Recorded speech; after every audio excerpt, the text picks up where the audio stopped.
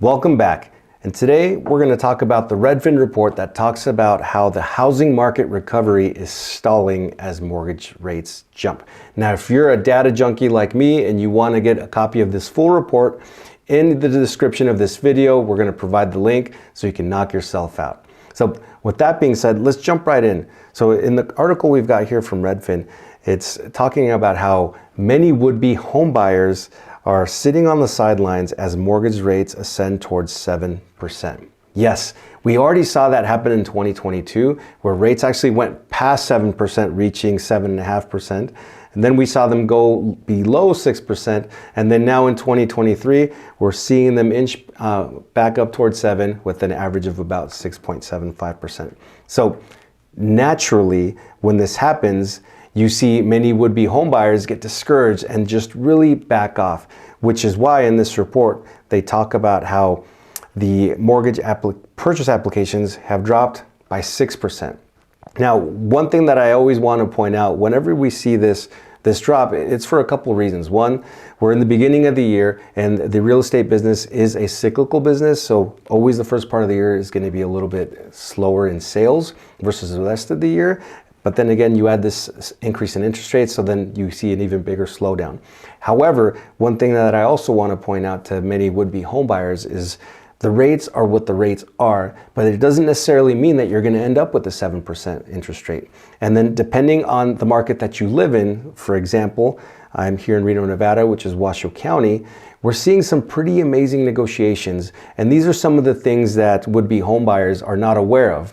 They see these reports, they see the headlines, and then their dreams are crushed. They stop and they don't even try. So let me give you an example. Right now, one thing that we're seeing in our area is the power of negotiation, which is something you haven't seen for a couple of years. So here's what I mean by negotiation. If the going interest rate were, say, 7%, but like the information shows here, demand has dropped quite a bit, then now you've got the ability to go in. Let's say the home is listed at $400,000. You make your offer at $400,000, but then maybe you ask the seller to give you $10,000, $15,000 in closing costs, which is possible today, at least in my market. Now, the beauty of this is now we can take this money and do a couple of things. One, some families, what they're doing is what's called a permanent buy down. So if the interest rate were, let's say, 7%, now we can use some of these funds from the seller in order to give you a below market rate and maybe reach 6%, maybe even below 6%, which in return gives you more affordable payments. So that's one way to solve that problem. The other way is what's called a temporary buy down, which is a much more aggressive strategy. With the temporary buy down, we take those same funds and then now we buy the interest rate 1, 2, or even 3% below market. And these are some of the things that would-be home buyers may not be aware of, but that's why we're bringing it to your attention. If you are a homeowner and want to get into homeownership, there are some ways that you can navigate this market and not end up with a super high interest rate through these different buy down options that I mentioned. Now, one thing that we're also seeing here in this report is that it talks about how inventory has dropped due to low mortgage notes. So here's something really interesting. 85% of the mortgage holders have a below 6% interest rate, which makes them very eager to keep it. So put yourself in the seller's shoes. You've got a 3% mortgage rate. Maybe you need an upgrade. You want a newer home, bigger home, extra garage, extra bathroom.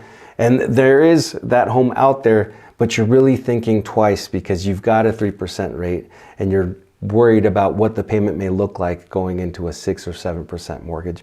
So because of that, you're seeing many would-be sellers now holding back and not really putting their properties on the market.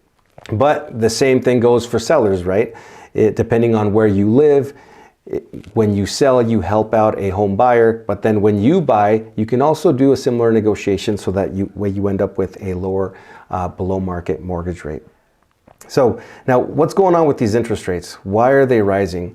Well, one big reason is the bump in mortgage rates is largely due to this week's inflation report. So inflation right now, the reports are giving us many mixed signals and we are seeing an easing. The report says here that it eased over so slightly in January, but overall the price of goods and services is still much higher than a year ago. So the Fed strategy of raising rates in order to cool the economy seems to be working, but it's working at a very, very low pace. So this indicates that the Federal Reserve's probably still going to continue with their current strategy of raising interest rates, which at the moment is affecting long-term rates such as mortgages. So even though we're talking about rising rates, mortgage applications dropping, don't be fooled. Real estate sales are still happening, just not that many, but they are still happening, at least here in our area and many areas of the country. One of the things that we're seeing is that the people that are buying are long-term buyers. People that want real estate, they want to hold on to real estate 5-10 years. We're not really seeing a lot of investor activity. People that are trying to buy and flip, you're not seeing a lot of that just because the current environment doesn't lend itself to that. But families that want to become homeowners, stay in their homes for the long term, you are seeing many of those sales. So now let's talk about some of the leading indicators of home buying activity that this report references. So let's start with interest rates. So the daily average interest rate was 6.75 as of February 15th, 2023. So again, rates rising towards that 7% mark. But like I mentioned, there are ways of getting a below market rate in order to get you lower, more affordable payments. Now, one other thing that the report talks about is that mortgage applications during the week of February 10th declined 6% from a week earlier, which again, seasonally adjusted. Like I mentioned, the beginning of the year is generally a slower time of the year in real estate. But when we compare it to over a year ago, purchase applications were down 43%, which is a big, big drop.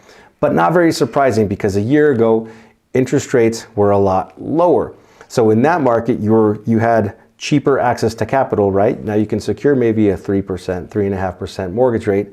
But then on the flip side, you had a lot more demand. So now that same home that was selling for $400,000, well, it didn't sell for $400,000. It maybe ended up selling for $450,000 and maybe even more depending on the area because the demand was so high. So there's that trade-off. Low mortgage rates, higher demand, meaning you're having to pay more for that same property.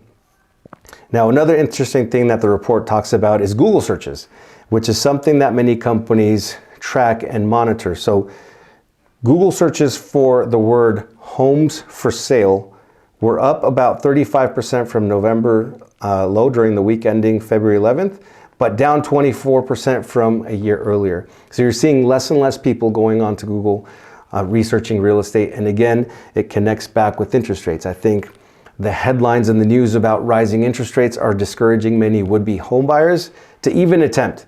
But I'm not trying to belabor the point, but there are ways around that. You don't necessarily have to end up with a 6.75% rate or a 7% rate. In different markets, such as Washoe County, there is the ability to negotiate in order to get you lower, more affordable payments. So to wrap up the report, let's talk about some of the key housing market takeaways. So to give you an idea, the median home sales price was $346,725 nationwide, which is up 1% year over year. You're seeing median prices fall in 20 of the 50 most populous U.S. metros, with some of the biggest drops in Oakland, California. They went down 9.3% year over year. Sacramento, 7.4%. Austin, 7.1%, Phoenix, 5.5%, and Detroit at a negative 5.4%. However, like I mentioned a few moments ago, every market is different, so not everybody is going down. So to our surprise, you are seeing price increases in most of Milwaukee. They went up 13%. West Palmdale Beach, Florida, 11.2%. Miami, 9.9%. Ohio, 9.6%. Fort Lauderdale, Florida, 8.9%. So it's interesting to see how different parts of our country are being affected in different ways. So whenever you see those headlines, just know that national information is not necessarily what's happening in your backyard, as this report demonstrates here. So having said that, let's also talk about among the 50 most populous US metros, pending sales fell, with the majority of them being in Las Vegas. Our friends in Vegas, your pending sales dropped 57% year over year. Austin, 51%. Phoenix, 48%. Nashville, 47.4%. And Riverside, California, 46%. So in these areas, you're seeing less and less sales, which is a good thing for home buyers. That means less competition. And then what I mentioned about being able to negotiate to get some below market rates through these seller credits becomes a possibility because there's less people fighting for that piece of real estate. And then again, in different parts of the country, you saw the opposite happen. So for example, pending sales rose in 2 metros. Chicago went up quite a bit by 67.7%, and Cincinnati went up by 30%. So once again, every market is different, and that's why it's really important that when you're looking at buying real estate for you and your family, that you work with somebody that is familiar with the area, because what you see nationwide is not necessarily reflective of your backyard. So moving on the report, it also talks about how 44% of homes went under contract and had an offer within 2 weeks on the market. The highest level since June, but down from 52% from a year earlier.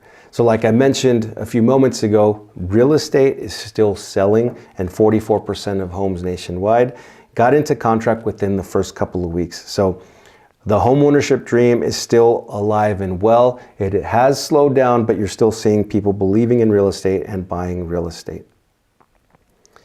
Now, let's talk about the time it's taking to sell homes. So here it says that homes that sold were on the market 51 days. That's up 33 days from a year earlier, and a record low of 18 days set in May. So this is actually a positive sign. If we go back a couple of years, when mortgage rates were in the 3s, real estate, you couldn't keep it listed for very long. Homes were selling within hours, within a day, within a couple of days. At the time, real estate agents probably didn't even have enough time to go take photos, print the traditional marketing material, and promote the home because it was just being snatched up. So now, as buyer demand has cooled, you're seeing how it takes a little bit longer to sell real estate, on average of about 51 days. So having said that, this is a great report. I encourage you to highly click on the link that we have in the description of the video so you could read it for yourself. And if you are interested in home ownership, don't be discouraged with what's going on. I will say, get educated on your market.